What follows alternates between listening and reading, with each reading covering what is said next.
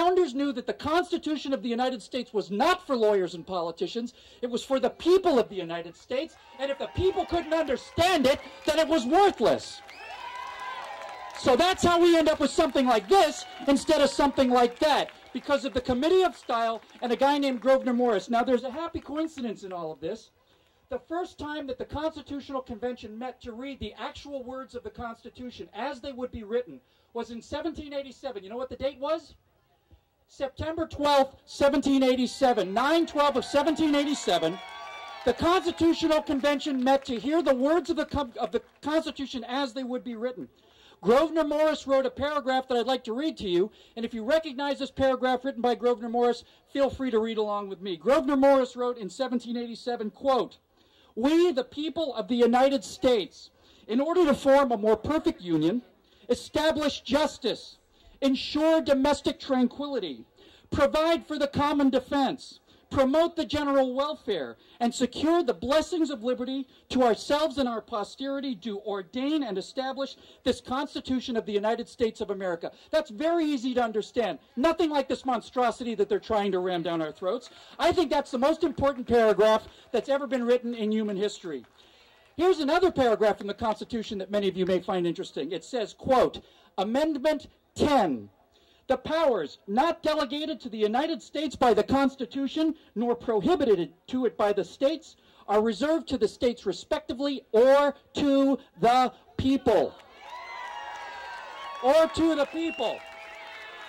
I've read this document several times. I know many of you have too, and I'll tell you what, I look through here, and nowhere in here do I see the power authorizing the President of the United States to fire the head of a private corporation. It's not in here.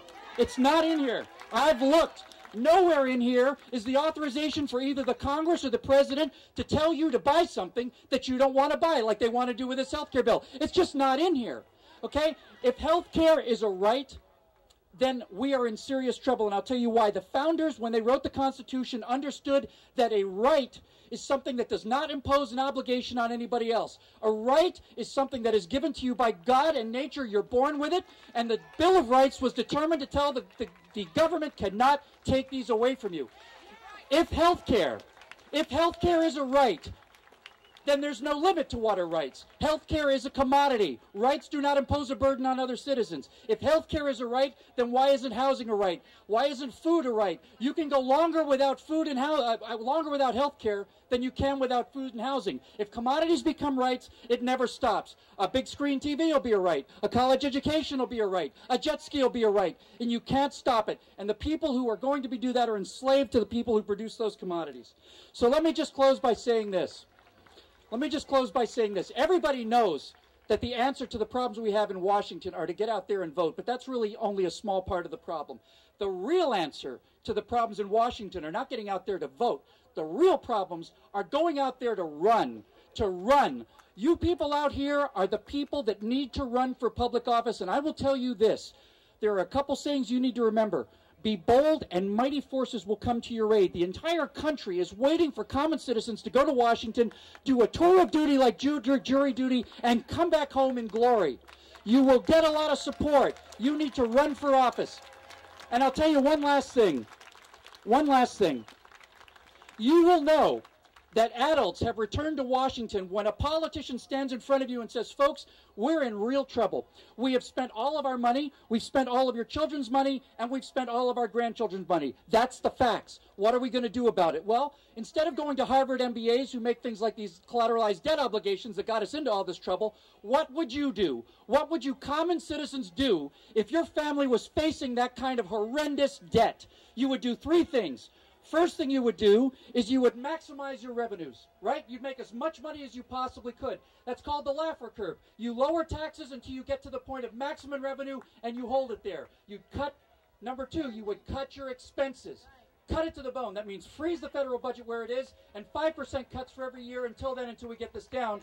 And most importantly, you would set up a payment plan and you would stick to it. Because when your creditors see that you are serious about paying off a debt, they will start to take you seriously. And until we hear that kind of language from Washington, we are not going to get out of this mess. Nobody in Washington understands this. Only the people understand this. And I cannot urge you strongly enough to run for office because it's your country and you need to go take it back.